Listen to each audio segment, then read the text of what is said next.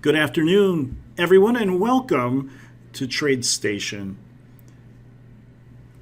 Today, our spotlight is on John Bollinger. As you probably know, Spotlight On is a unique webinar series that introduces you to professional traders and educators who will offer their distinctive insights and methodology on a wide variety of markets and trading topics.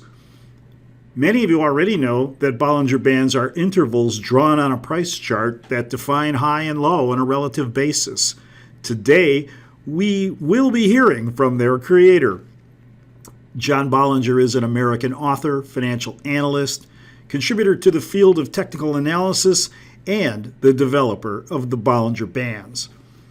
John's been a driving force in establishing technical analysis as an important and respected discipline in equity and futures analysis, and his illustrious career has been marked by numerous awards and designations.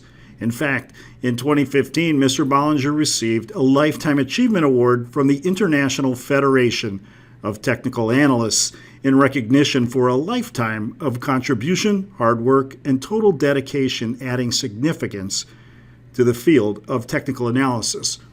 My name is Don Prattle. I am the Director of Trader Development here at TradeStation, and I am very pleased to be the host for our presentation today. Many of you have asked a few questions about our presentation. The chat has been privatized for the presentations. We will be taking a few questions following the presentation. I'll pick out the best ones, so save them until later. Our webinar is being recorded and will be available later in the week. I'll be posting the TradeStation address for that later. There will be no slides available at this time, so you will be able to see our presentation on VideoStation early next week. Now, before we turn things over to John, we need to go over a couple of disclosure information. Our presentation is for educational purposes only. All the symbols and all the trading ideas that we might discuss here are for demonstration purposes. They are not recommendations. This presentation is not an offer or a solicitation of any kind, any place where any of our TradeStation affiliates is not authorized to do business, including but not limited to Hong Kong and Japan. Please remember that active trading is not suitable for everybody. Options trading carries a high degree of risk and may not be suitable for all traders. In the chat panel, I have included two PDF handouts available in the documents folder in the viewer, and you can also read these documents on the TradeStation website. So there has been a couple comments about sound. I think you need to refresh your browser, perhaps log out and then log back in. There is sound. I'm sorry if you're not if you haven't received it yet, you're not getting it yet, but there is. We have been broadcasting. Anyway.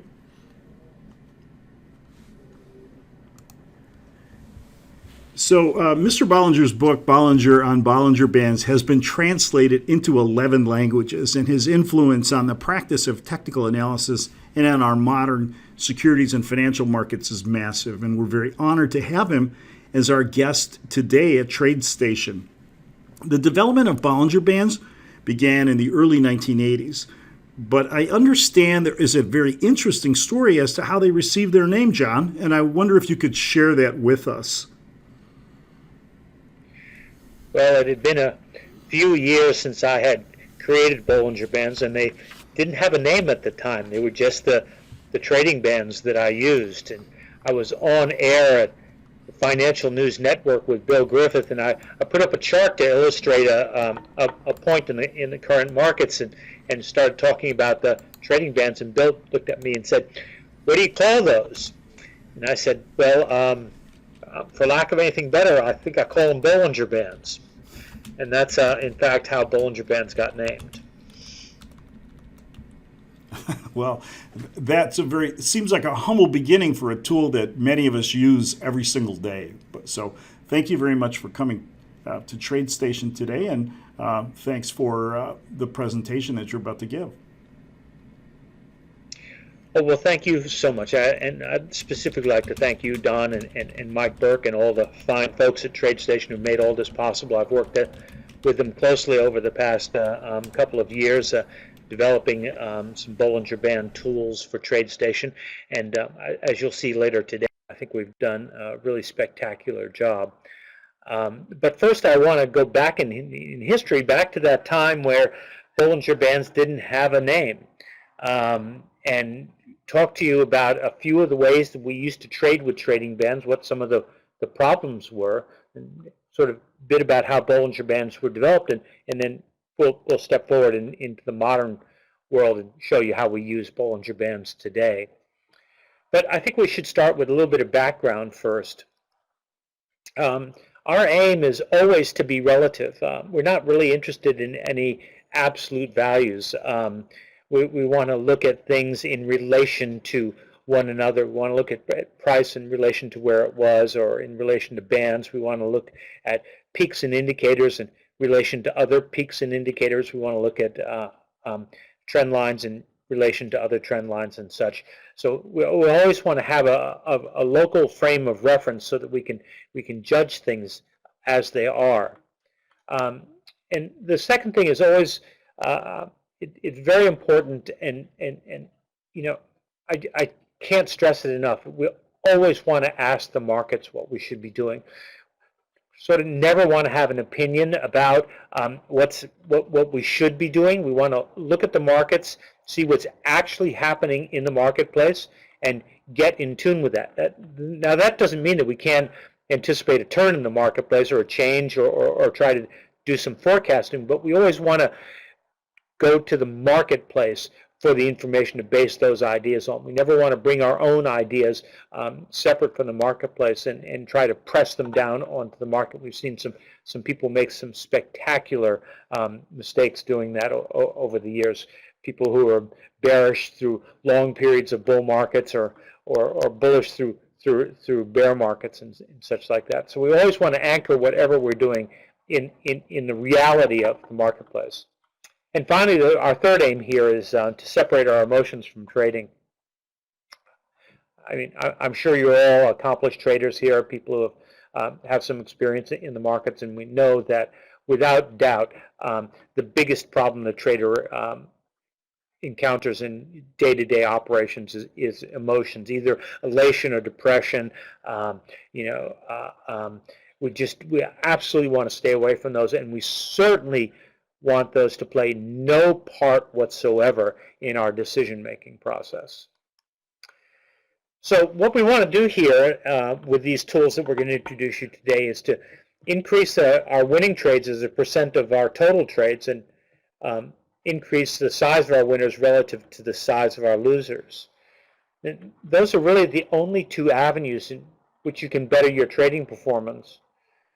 For example, you can have a perfectly reasonable trading system that wins, say, 60–65% of the time, and where the winners are 1.5 times the size of the losers. And if you deploy that over time with the right position sizing, a system like that can be very profitable. So what we want to do is look at each of those parts and see if we can improve that. See if we can't find situations on the chart where the odds are in our favor, so we can work on moving that 60% to 65%, or even to 70%, and work on the idea of accepting relatively small losses in the pursuit of gains that are relatively larger. So maybe instead of just our gains being 1.5 times the size of our winners, maybe being 2 or 2.5, maybe even 3 times. All these would be reasonable goals. It would be hard to achieve, no doubt, but they would be reasonable goals. And if you think about it, these are really the only two ways you can improve your trading performance over time. So once we know our trading stats and have accumulated that information over time, our winning percent, our win-loss ratio, some tabulation of our drawdowns over time, with that information we can compute our optimal trade size. Once we have that, then we know how much capital to commit to each trade. So we're not in the situation going, oh, this looks like a really good trade. I'm going to commit a lot of money to this one, or I'm not so sure about this one. Maybe I'll only make a tiny commitment to that. Again, we want to take that emotional sort of response to the markets out of the puzzle, and we want to ask the markets, how much capital should we be committing to this trade and or this series of trades over time? And in order to do that, we need to know our winning percent, our win-loss ratio, and we need some tabulation of our drawdowns. So with all of that in mind, let's take a look at how trading bands in general and Bollinger Bands in specific can help us achieve our trading aims. So in order to do that, I'd like to wind the clock back, and I'd like to go back to circa about 1980 when I became involved in the market in full time. At that time, we had a trading system that used trading bands. In those days, trading bands were percentage bands. They were a moving average shifted up and down on the chart by some percentage. Typically, for the big averages and such like that, would be 4, 4.5%, 5% up and down. For very volatile stocks, it might be as wide as 10% up and down. And for stocks that had very low volatility, the bands might be 2, 3, or 4% up and down. So that was the way we traded in those days. We used those sort of percentage bands. We call them fixed width bands. But there were many other types of trading bands available at the time, and today there are many more kinds of trading bands, but they all do the same thing. They all define high and low on a relative basis. By definition, price is high at the upper band, and by definition, price is low at the lower band. Now, when I do these talks for live audiences, I make everybody stand up and recite that after me because the point is so important. So I'm just going to say it once more just because it's the basis of everything we're going to talk about today. By definition, price is high at the upper band, and in my case, it's going to be Bollinger Bands. And by definition, price is low at the lower Bollinger Band. We're going to use those definitions in a number of different ways. We're going to look at W bottoms, we're going to look at the squeeze, we're going to look at the bulge, and we're going to look at a couple of other Bollinger Band trading ideas. So when I came into the business, we used this trading system. Now, I'm going to teach you the whole trading system exactly as we used it. It doesn't work very well anymore for a number of reasons, but it could be made to work. So we use the Dow Jones Industrial Average, and the first reason it doesn't work as well as it did anymore is the Dow Jones Industrial Average was computed in a different way back in 1980. In those years, it was computed using the highs. The high of the average was computed using the high for each stock. You summed up all the highs for each stock and averaged that, and that was the high price. And you summed up all the lows for each stock and averaged that, and that was the low price. And you summed up the closes of each stock, and that was the closing price of the average. The reason that's significant is the average spanned a much taller bar size. The bars were much wider, and you can see if you look at an old chart, when they switched the calculation, which they did in 1982, you can see that the bars prior to 1982 are much larger on average than the bars after 1982. And that's because they switched the calculation system from the theoretical method we used in the past to real-time method, actually just tracking the value of the average each second during the day and using the highest high and the lowest low as the high and low of the average. But the theoretical calculation had a sort of different character, and that character lent a lot of value to this trading system. So we used a 21-day moving average of the Dow Jones Industrial Average, and we used 4.5% trading bands. Then we used two tools to compare the price action to, and the first one was a 21-day advanced decline oscillator, and the second one was a 21-day up and down volume oscillator. So here's how the breadth oscillators are calculated, because you may not have seen these. These sorts of things haven't been used for in technical analysis very widely in recent years.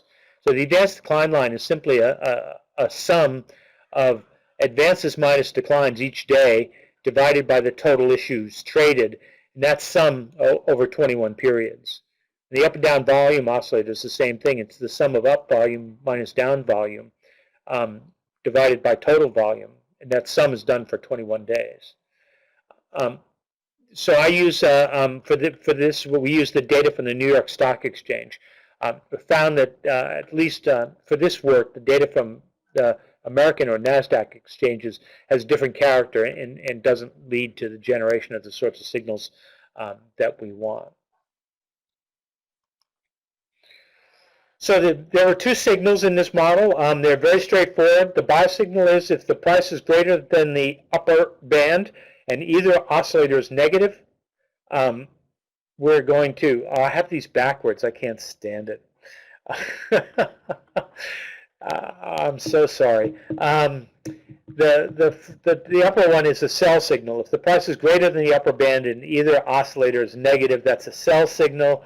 And the buy signal is the lower line here, and that is the price is less than the lower band and either oscillator is positive. So what we're looking for is if price tags the lower band and one of these two oscillators is positive, that's a buy setup. Or if price tags the upper band and one of those two oscillators is negative, that is a sell setup. And then we wait for market confirmation. We wait for either a down day for the sell or an up day for the buy so that the market confirms what we believe, what the signal that we have gotten. The reason we do that is we want to increase the odds of our success. So maybe if you just take the raw signals, they'd be 60% active, but if we wait for confirmation, maybe they'll be 70% accurate. And so that's the sort of thing we're going to do at every step of the way here. So here's a chart of that system. It's the Dow Jones Industrials, and then there's the AD oscillator is underneath. And you can see, first of all, that using these 4.5% bands, you get very few tags of the bands these days, so there are very few actionable points. The other thing you can see here instantly is that the bands don't adapt to market activity. When the market's being very quiet and not making much of, let me get my pointer here. Right through here, the market's really quiet and stable, and there's not much activity at all, but the bands stay really wide above and below the prices. So that was the sort of thing that I was thinking about. I was trying to figure out how do we deal with this?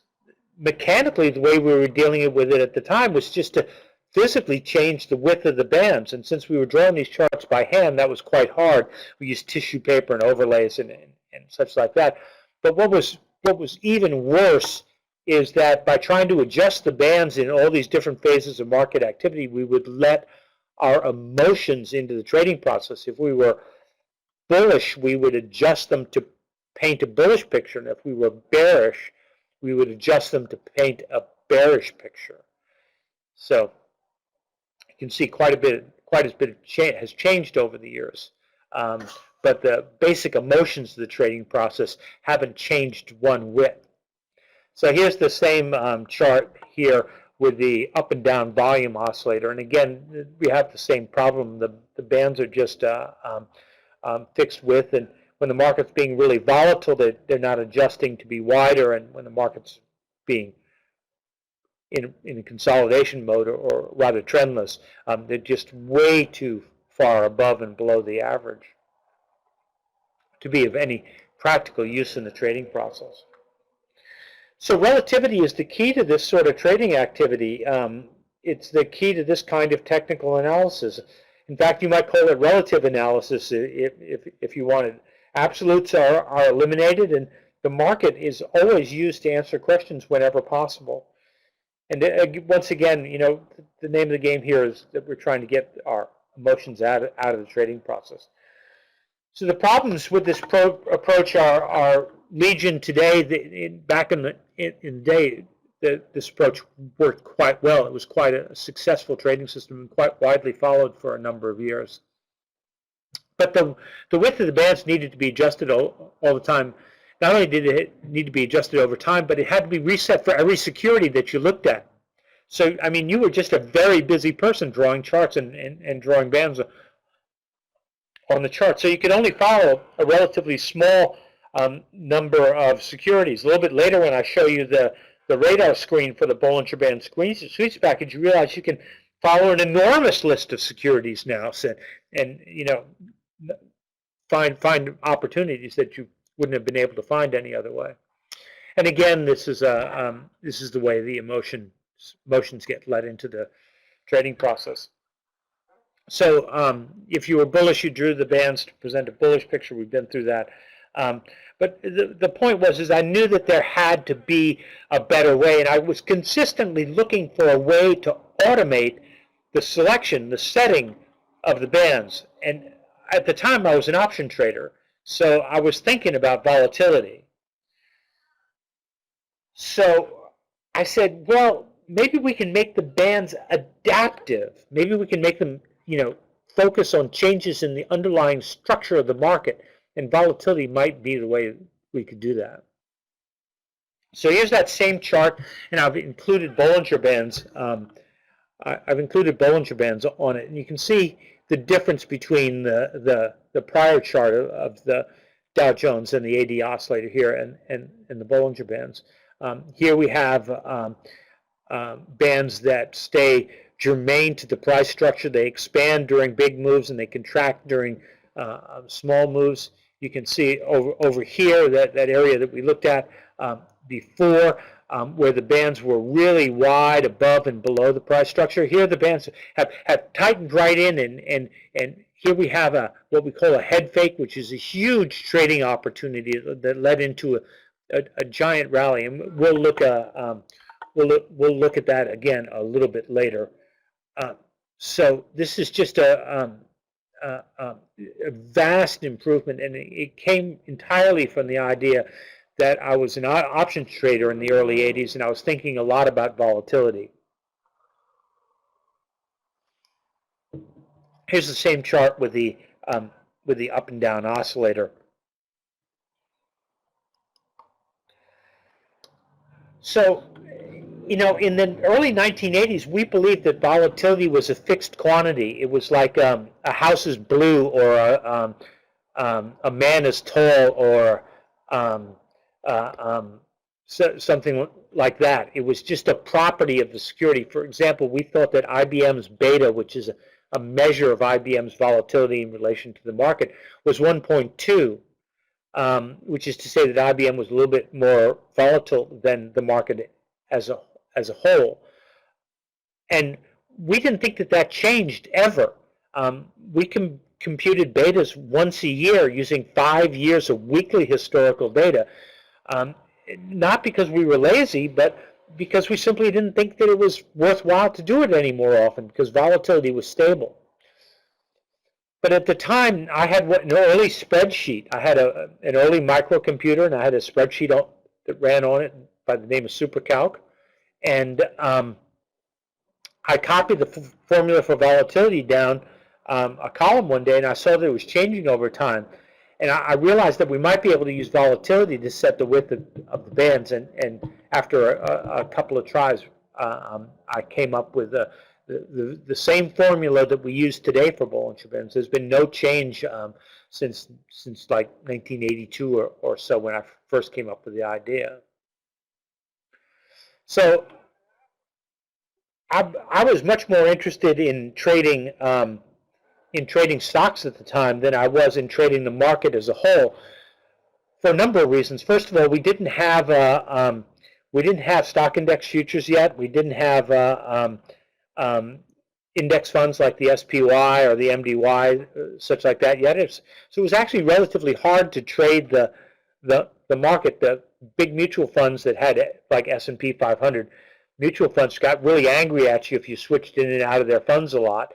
But the brokers loved it when you traded stocks a lot. The commissions were very high in those days, and spreads were very wide. So both their market makers and their front office made a lot of money when you traded a lot. So they were very happy to let you trade stocks as much as you wanted. So I came up with this idea that we're going to compare stocks to the price to the Bollinger Bands, defining high and low, but because we didn't have advanced decline statistics for a stock or up and down volume for a stock, I decided that I was going to use a volume indicator. And that indicator turned out to be intraday intensity. And the rules were quite simple. We'd sell a sell setup if we tagged the upper band and the indicator was negative, and a buy setup if we tagged the lower band and the indicator was positive. So the volume indicator I selected was called intraday intensity, and I included in the various Bollinger Band packages. It was developed by David Bastian, and it measures accumulation and distribution with an emphasis on institutional traders. For those of you who are interested in the math, there's the formula for it there. But what I can tell you is that on high volume days when we close near the highs, this indicator goes up a lot, and on high volume days when we close near the lows, this indicator goes down a lot. When the volume is very low, the indicator doesn't move much, and when we close in the middle of the trading range, the indicator doesn't move much. So David Bastian had formulated this with the idea that it would track the actions of institutional traders as they tried to move large blocks of stock, and it turned out to work very well indeed. So you can keep these one-day numbers either as a running sum or as an oscillator. I generally keep them as an oscillator. So here's the classic Bollinger Band setup. Worked then, works now, probably will work into, as far into the future as you can see. In the left-hand oval here, we have a tag of the lower band, and the oscillator is negative. We call that a confirmed tag of the lower band. Since we're down in a downtrend, there's nothing to do. In the right-hand oval here, we have a tag of the lower band, and the oscillator is strongly positive. We call that an unconfirmed tag of the lower band. It's a buy alert, and our entry is, in fact, the next bar, where we have the first up bar confirming our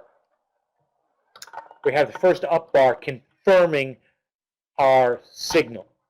And we're going to do that every time, because if you just take the signal, your efficiency is going to be lower than if you wait for some confirmation. Yes, you give up a little bit of price in order to get that confirmation, but I think it's well worth it in terms of the increasing risk reward from the efficiency of the approach.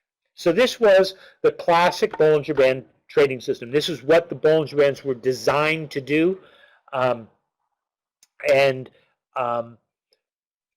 you were if I'd been really sharp at the time, I would have noticed that right over here, for example, we have a squeeze, and that meant that I should really pay attention because we were going through a volatility event, and that right here is another squeeze. But we didn't really understand how useful squeezes were in forecasting price action in the early 1980s. We wouldn't really understand that for another 5-6 years. Come the wake of the crash in 1987, started studying a lot of things about the surges and contractions of volatility, came to really understand the squeeze and the bulge. We'll talk about those in a little bit later, because they're very valuable tools in today's market.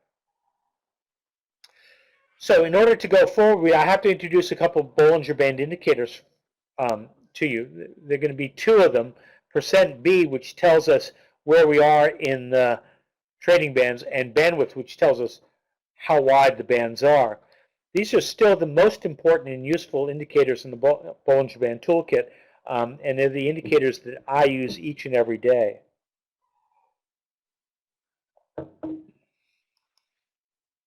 So %B tells us where we are in relation to the bands. It is derived directly from the formula for stochastics. There's that formula for stochastics. It's the last minus the lowest low divided by the highest low minus the lowest low. So if you're doing a 10-day stochastic and you're making a 10-day high, the stochastic will be 1. If you're making a 10-day low, the stochastic will be 0.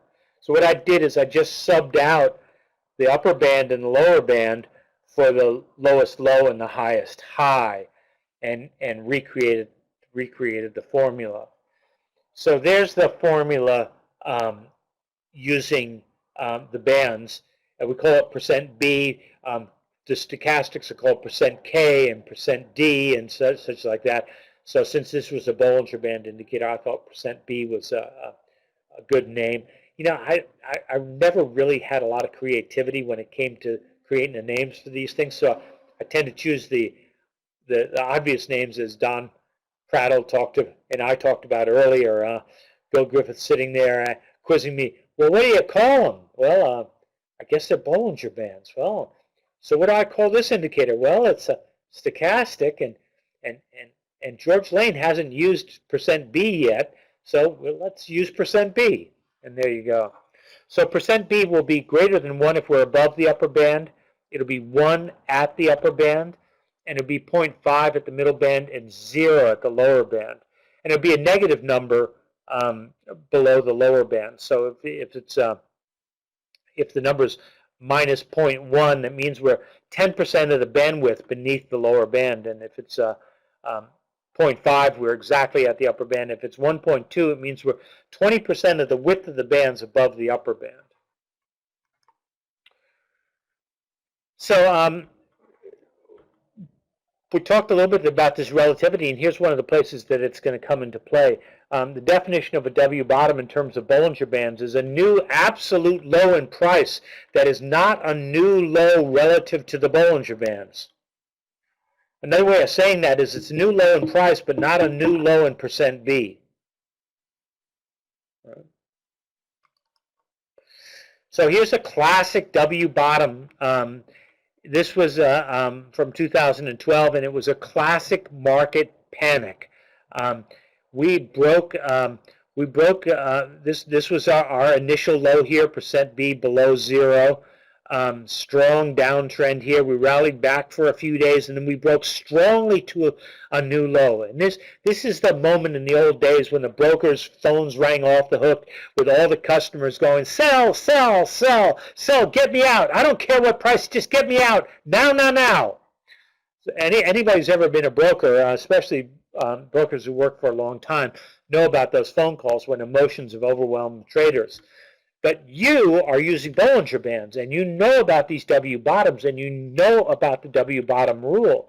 So you are looking at this chart, and you are going, aha, this is a new low in price, but it is not a new low relative to the Bollinger Bands.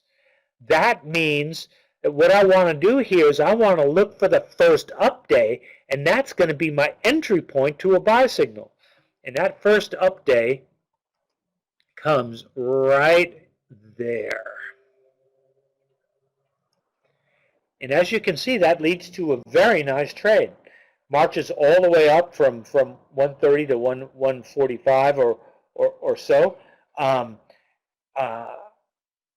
So it's just a terrific way of looking at things. Once you make this concept of relativity in the markets part of your mindset for looking at charts and indicators and looking for these setups, you'll see that you can walk into situations in which everybody else is panicked, right? And everybody else is behaving irrationally. And you can sit back and say, well, you know, if tomorrow's a decent up day, you know, this is a really interesting entry opportunity.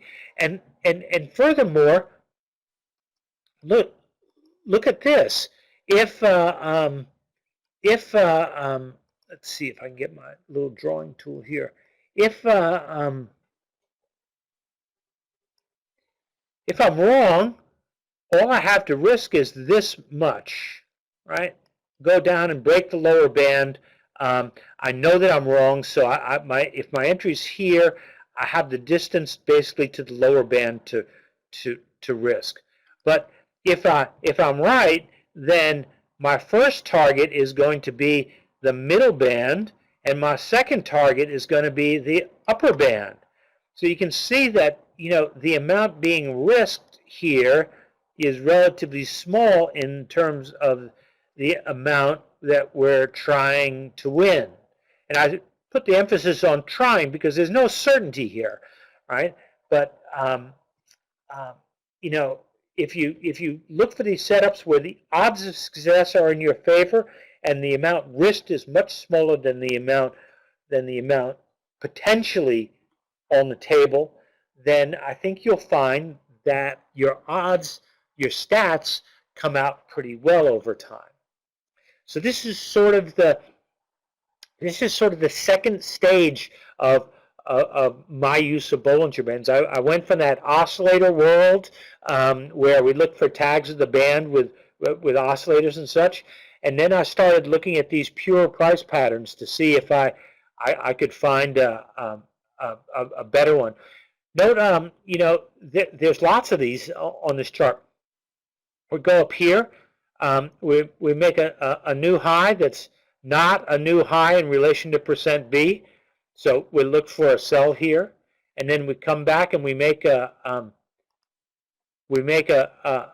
another new high, recovery high, and no new high in percent B. So you can start applying these in all sorts of situations. And here's a classic: 3 peaks in price and lower peaks all the way along in terms of percent B. So. So once you get your mind in this relative way of approaching the markets, I think you'll find things go much better for you. Bandwidth tells us how wide the bands are, and it's the key to this idea of the squeeze and the bulge that I've hinted at a little bit earlier in the talk, and we'll look at more of that. It's bandwidth has a very simple formula. It's just the distance from the upper band to the lower band divided by the value of the middle band. Hold on a second. I'm going to get myself a little bit of water here.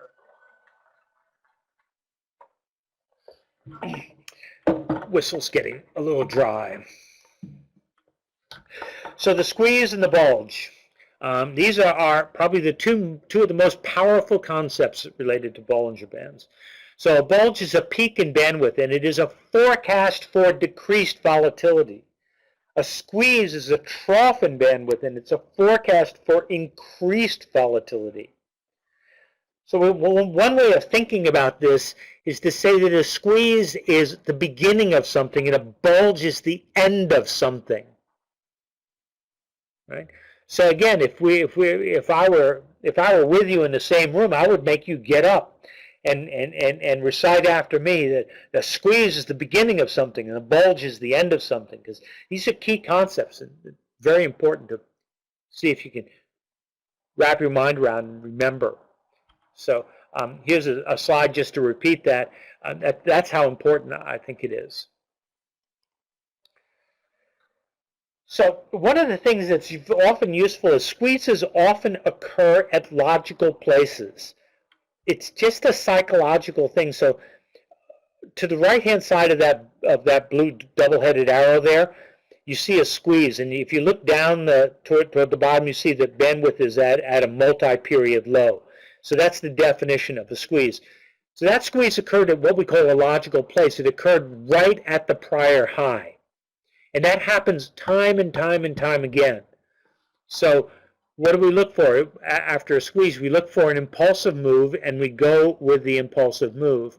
So there's the impulsive move. It's an up bar. We have a squeeze at a logical place. We get an impulsive move to the upside. And you can see that we march up into a high. Now, those of you who have studied Bollinger Bands, I just touched this for a topic today. All I can do is touch on this because I don't have enough time to go through all the things. But you'll recognize in this portion of the chart here that this is a classic 3 pushes to a high in terms of Bollinger Bands. And that's a topic for another time. Maybe TradeStation will have me back and we'll explore the whole idea of 3 pushes to a high, which is an absolutely great Bollinger Band top picking tool. So here's another squeeze. Again, it occurs at a logical place, right in relation to the prior highs. It just happens again and again and again. I can't actually explain it. I know it has to do with psychology. Price, they get price up here. Nobody's really willing to bid it through to a new high. They try it, it reverses down, so we consolidate a little bit. But there you get your break to a high in a nice little rally.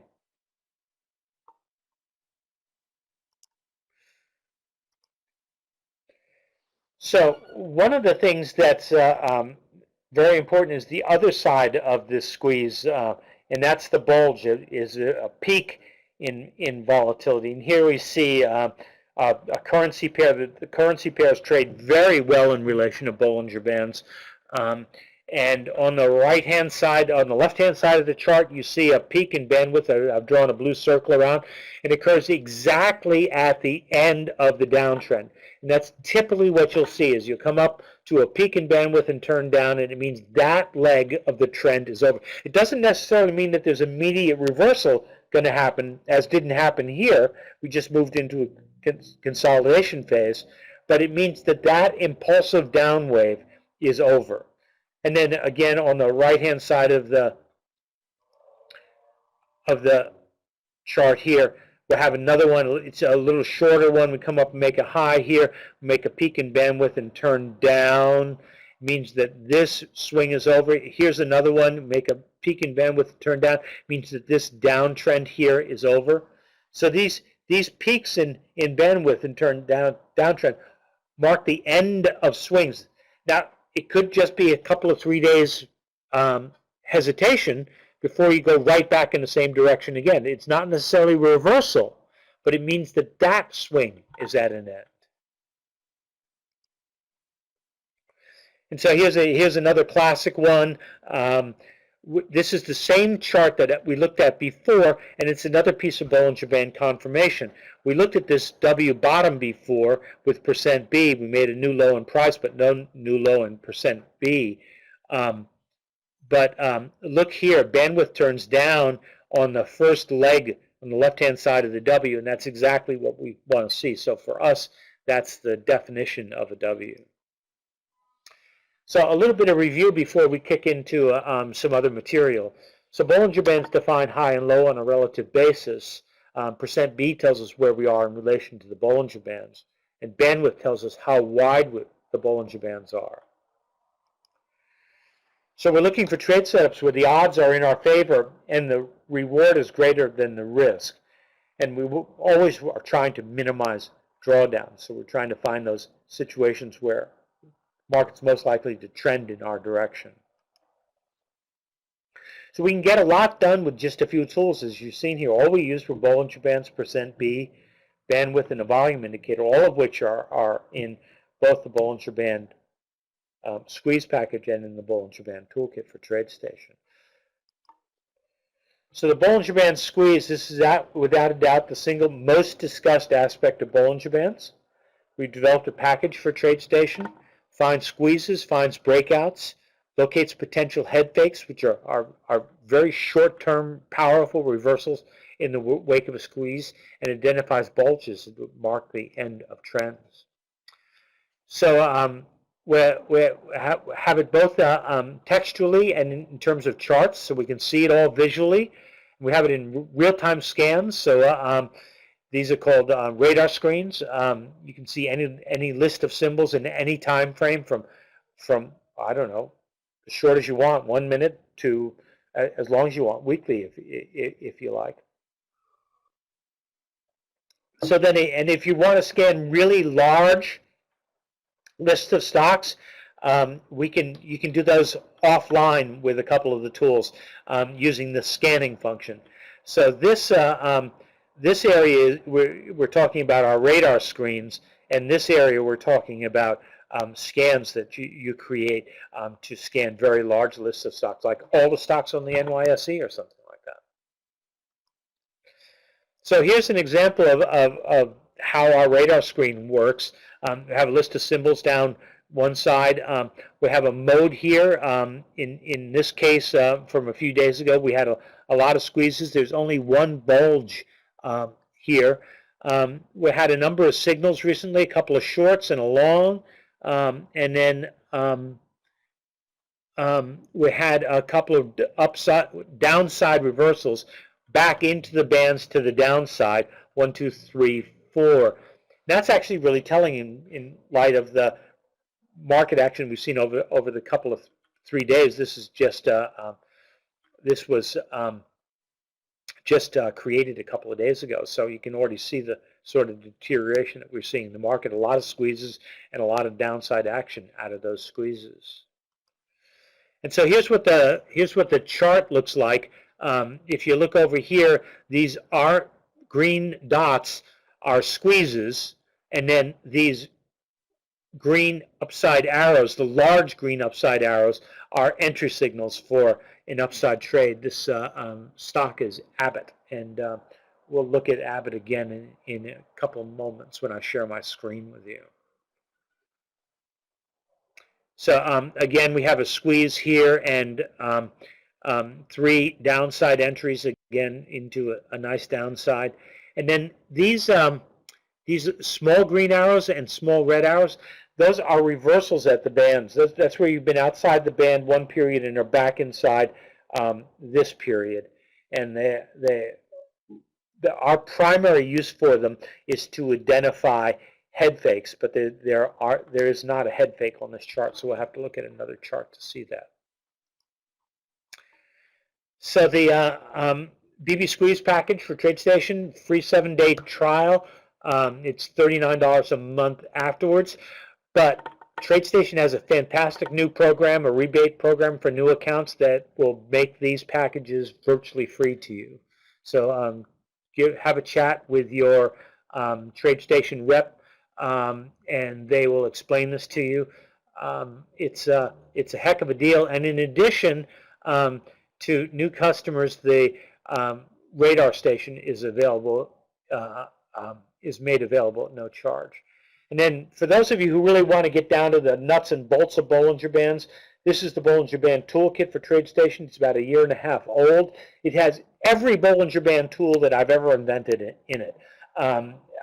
Literally, there's 60 or 70 tools in here. So if you really want to get after it and you want to use the full power of Bollinger Bands and all the newest indicators that we've created, they're sitting here in that toolkit for you.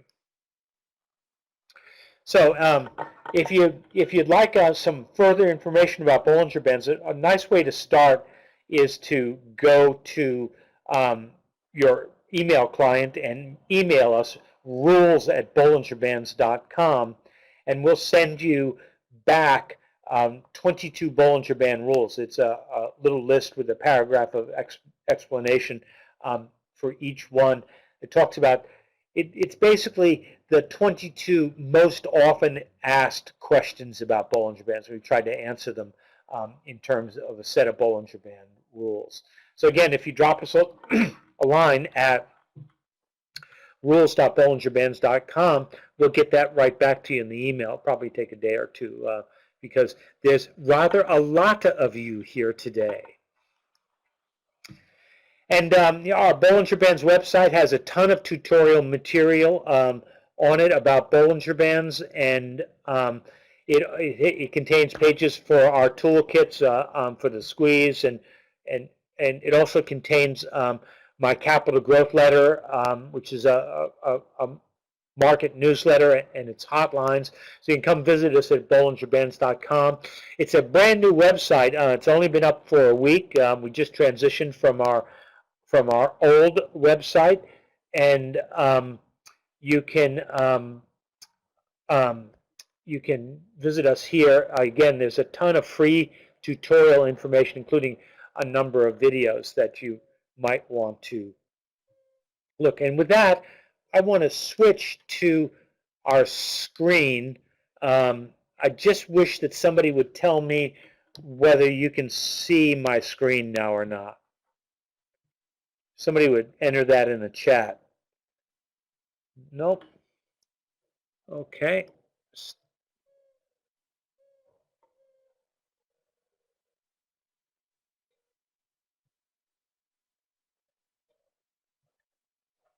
Okay, should be there now.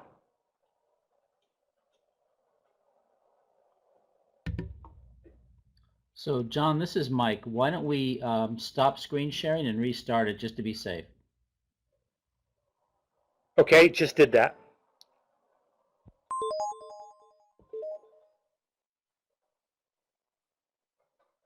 Does that go?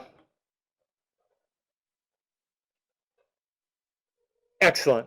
So you see on the left-hand side that display I told you about. That's the radar screen for the Bollinger Band squeeze package. I have a wide variety of tickers. This happens to be a list of the S100 of the S&P 100. You can see in mode that you've got a ton of them in a squeeze right now. It's really a lot. And look over here in the back end. We have a ton of stocks that were outside the lower band and have flipped to back in. So that's telling you something about the action that we've seen recently. So can you see on the screen? Is that? So this is that chart of Abbott that we were looking at, and this is really interesting to me.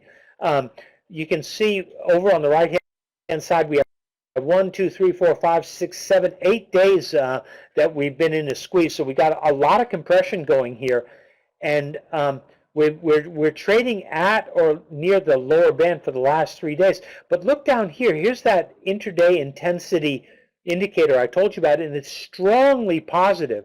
So I'm looking for a positive resolution on Abbott Labs here, ABT on the NYSE, that'll take us out to new highs for the stock.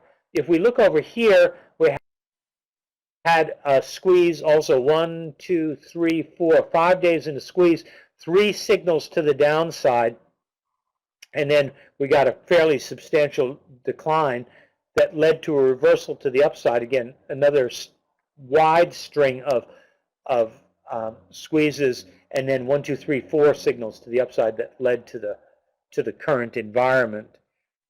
I turned away from the microphone. I'm sorry, because I was focusing on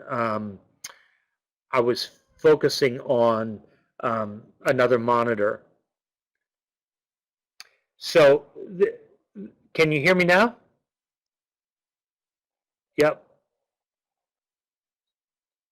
So one question is, how many tools am I using right now on the screen? So I'm just on the upper part of the screen here. I'm just using one tool. It's the Bollinger Band squeeze bulge indicator, and it goes on here and it puts all these indicators on, all the signals and the reversal signals and the squeeze indicators and the bulge indicators. There are no bulge indicators on here at the moment, but we'll take a look at another stock. Let's just go over here and click on Cisco and see if we have something there. So we have a nice squeeze here on Cisco that leads to this uptrend. And here we have my favorite signal of all time. I'm so glad I clicked on Cisco. So over here on the left-hand side, we have in the beginning of July a classic Bollinger Band signal. So we have a squeeze, a very tight squeeze. You can see it here. Bandwidth is at a new low. So we have a very strong squeeze here. And we break hard to the downside and immediately reverse back in. This is called the head fake, and it is without a doubt my favorite Bollinger Band trade. I look for these head fakes all the time. I look for a squeeze and a rally and an immediate reversal down, or I look for a squeeze and a decline and an immediate reversal back to the upside. So, and then over here we have on the left, so Mark L asks, is head fake my own term? No, I stole it from sports. I learned it from hockey. You know, when a hockey player is skating down the ice, he'll lean his head to one side to get you to commit to, and then he'll make the slap shot to the other side. So they call that a head fake. So no, it's not my own term. I'm not very creative when it comes to inventing these terms, in case you haven't figured that out. But as far as the indicators and the tools go, there I'm very creative. So how about picking a couple symbols for us to look at, so you don't think that I'm giving you chosen symbols. Just PCLN. Okay, let's take a look at it. PCLN. Whoops, wrong box. This is what happens when you look in one direction and talk in the other direction.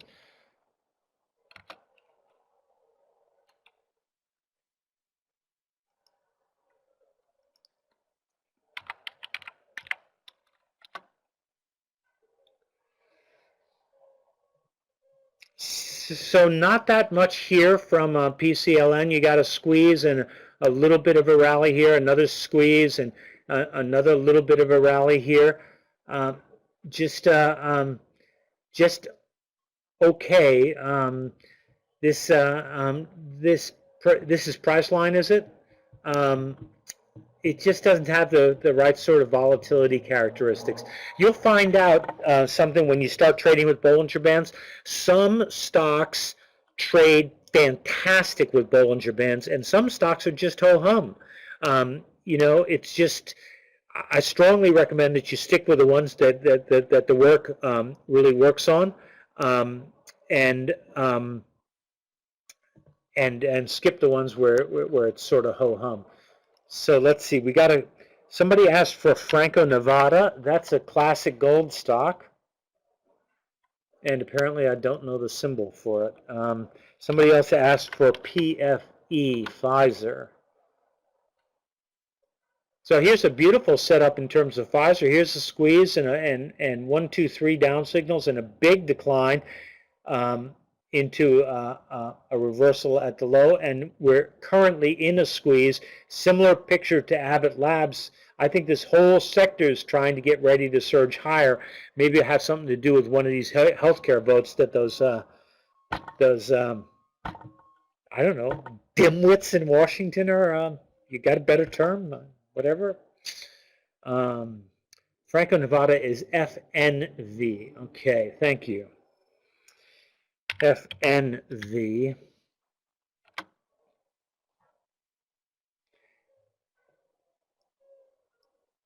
So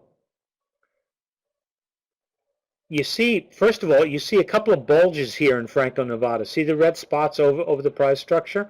And they both occur at the end of, this one at the end of a down move and this one at the end of a down move, telling you that, oh, knuckleheads, Russell, that's great. That's a great term for all of our fine elected representatives and senators. Knuckleheads.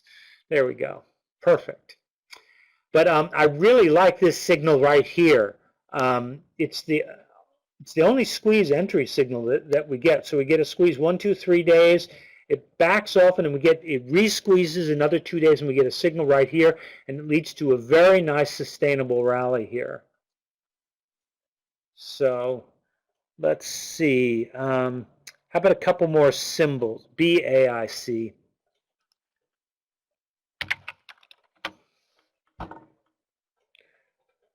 Well, I don't think you can ask for much more than this.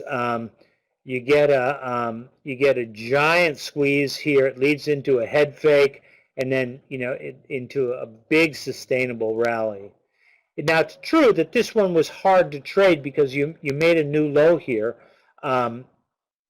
so you may have been faked out, but the setup here is beautiful. I'm not sure whether you would have been able as a trader to live through this. If you could have, then it would have been a good trade. But this is quite a nice one here.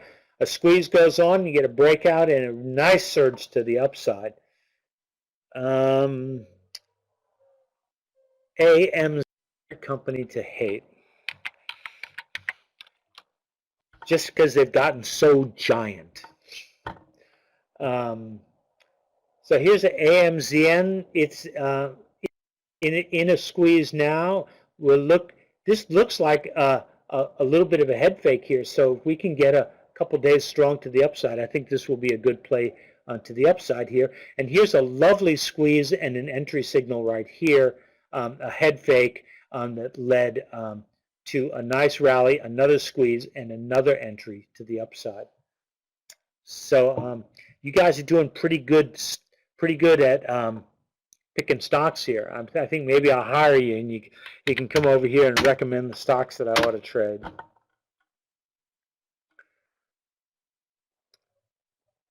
I don't know what this is. DVN.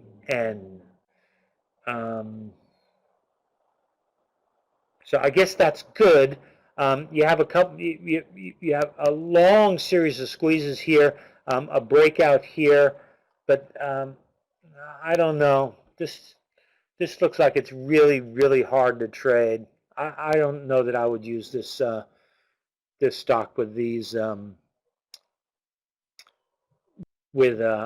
this approach. You know what works really great with this approach is the currencies. We get consistently good feedback from traders. So this is Western Digital, I think, WDC. And this seems to be working pretty well. You have a couple of nice entries here, all resolving to the upside. You had to squeeze a head fake right here. So this is a really interesting play. You know, the entry was on this first day up here. So we're one day into the signal, not too late yet. You can explore this.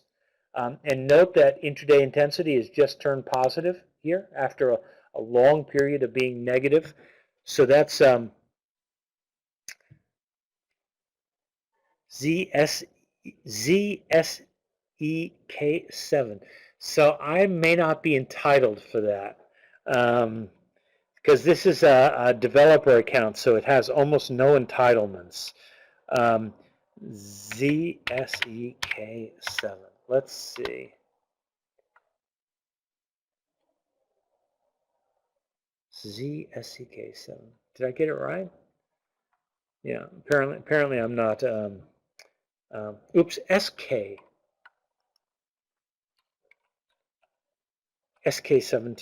Okay, we'll try that. Is that going to be soybeans? I'm not entitled. I'm sorry. It's a developer account, so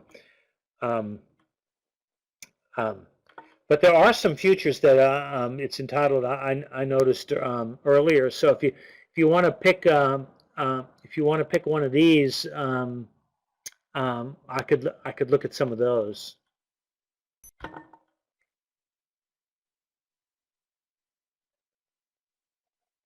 I clearly do not seem to be enabled for gold in this developer account.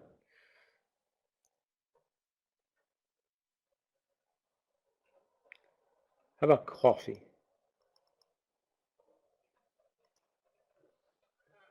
Oh, well, this looks pretty nice. I remember Larry Williams years ago gave me a long lecture about never trading coffee. I'm not quite exactly sure why. It was very, very, very long time ago. It was we were talking about that old saying, "Gentlemen, don't trade oats." And he said, "Well, I don't know about oats, but don't trade coffee."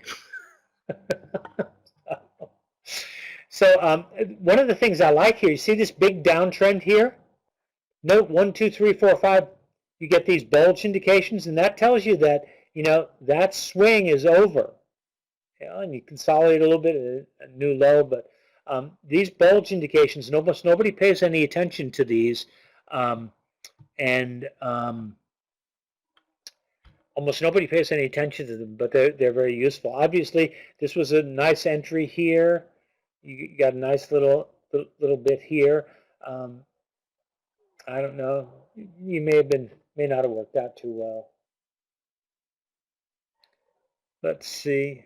What else do we have here? OJ traders. Well, that's about as nice as it comes. A squeeze and 1, 2, 3, 4, 5 to the downside, leading to a nice decline. CMG. Let's go back to stocks. I'm really a stock trader, so I trade futures and stuff. But actually, what I like to trade is volatility. But that's another story. Story for another seminar. I need to change windows here.